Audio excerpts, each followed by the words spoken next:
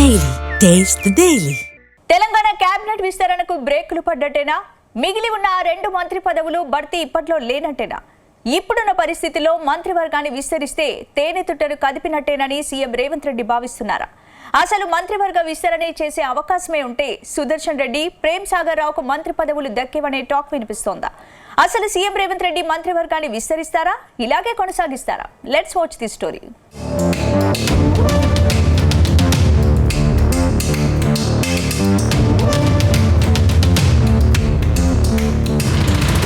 తెలంగాణలో మరోసారి కేబినెట్ విస్తరణ జరగబోతోందని జోరుగా ప్రచారం సాగుతోంది.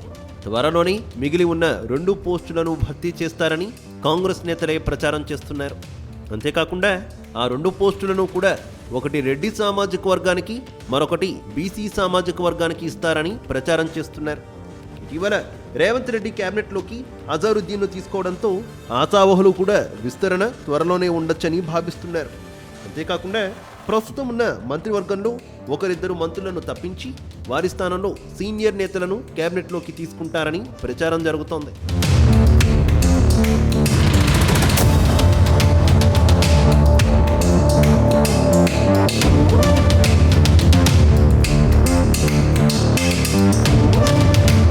ప్రస్తుతం రేవంత్ రెడ్డి కేబినెట్లో 16 మంది మంత్రులు ఉన్నారు.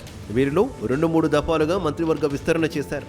పార్లమెంటు ఎన్నికల్లో పనితీరును బట్టి భర్తీ చేస్తామని హామీ ఇచ్చారు. పార్లమెంటు ఎన్నికలు అయిపోయిన ఏడాది వరకు భర్తీ చేయలేదు. తర్వాత భర్తీ చేసిన 3 మాత్రమే భర్తీ చేశారు. ముస్లిం మైనార్టీకి ఇవ్వలేదని జూబ్లీహిల్స్ ఉప ఎన్నిక సందర్భంగా గుర్తుకు వచ్చి అజహర్కు ఛాన్స్ ఇచ్చారు. ఇక 2 స్థానాలు ఖాళీగా ఉన్నాయి. కానీ ఇప్పట్లో ఆ 2 మంత్రి పదవుల్లో ఇప్పట్లో భర్తీ చేయకపోవచ్చని మరో చర్చ కూడా జరుగుతోంది. అయితే ఇప్పటి వరకు మంత్రి పదవులు ఆశిస్తున్న నేతలు పదవులు దక్కవని తెలిస్తే ఏం చేస్తారనేది కూడా ఆసక్తికరంగా మారింది.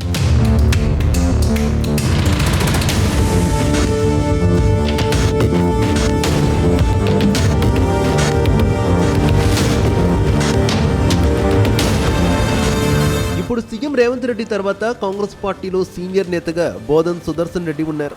ఉమ్మడి నిజామాబాద్ నుంచి ఆయనకు మంత్రి పదవి ఇవ్వచ్చు, కానీ ఇవ్వలేకపోయారు. రేవంత్ ఆయనకు మంత్రి పదవి ఇవ్వాలని గట్టిగా ప్రయత్నించారు, కానీ గ్రీన్ సిగ్నల్ రాలేదు.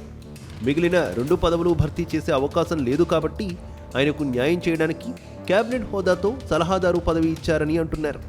అలాగే మంత్రుల స్థాయిలో ప్రోటోకాల్ ఉండేలా చూశారు. అన్ని శాఖలపై సమీక్షించే అధికారం కూడా ఇచ్చారు.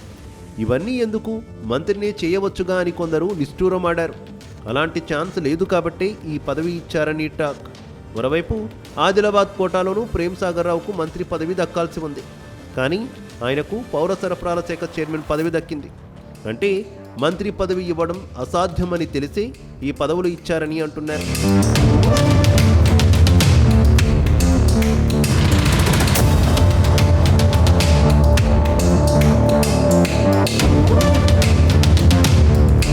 అయితే కాంగ్రెస్ హైకమాండ్ తెలంగాణ విషయంలో మొదటి నుంచి భిన్నంగా వ్యవహరిస్తోందన్న చర్చ ఉంది.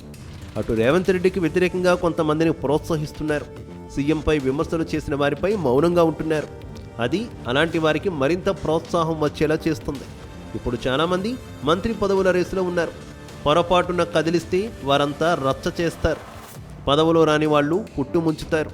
అందుకే ఇప్పుడున్న పరిస్థితుల్లో సీఎం రేవంత్ రెడ్డి మరోసారి మంత్రివర్గ విస్తరణ జోలికి పోవచ్చనే టాక్ వినిపిస్తోంది. అయితే ఇప్పటి వరకు మంత్రివర్గంలో చోటు కోసం మునుగోడు ఎమ్మెల్యే కోమటిరెడ్డి రాజగోపాల్ రెడ్డి సీరియస్గా ప్రయత్నిస్తున్నారు. తనకు మంత్రి పదవి ఇవ్వాల్సిందే అంటున్నారు. కానీ ఆయనకు మినిస్ట్రీ విషయంలో హైకమాండ్ నుంచి స్పందన మాత్రం లేదు. అయితే ఇప్పుడు మంత్రివర్గం విస్తరణ లేదని తేలితే ఆయన ఎలాంటి నిర్ణయం తీసుకుంటారు అనేది హాట్ టాపిక్గా మారింది.